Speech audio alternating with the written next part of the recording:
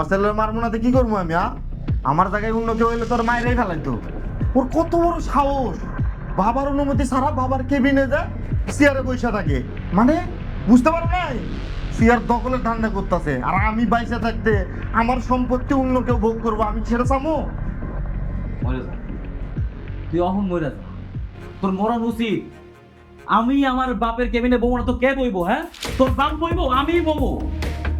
শোন, ওই কেবিনে একমাত্র আমারই জায়গা হইব। এইটা যদি না হয় তোর আমি মায়ের তখন বানালাম করে দিলাম। হ্যাঁ, খুব সস্তা মায়ের ফেলেন না। এক চোখ তো খাইছো, মনে হয় তোর আরেক চোখও খাইবি। ছি, ছি! তোদেরকে সন্তান ভাবতে আমার ঘৃণা হচ্ছে। তোদের মতো কুলাঙ্গারের বাপ আমি। এই কথা ভাবতে আমার খারাপ লাগছে। তোদের দুজনকে আমার সন্তান হিসাবে পরিচয় দিতে আমার মনে বাধা দিচ্ছে। তোরা সামান্য সম্পত্তির জন্য দুই ভাই মারামারি করিস? হ্যাঁ, তোদের কাছে সম্পত্তি বড় হয়ে গেছে। একটা কথা শুনে রাখ, এই সম্পত্তি আমি তোদের কাউকে দেব না।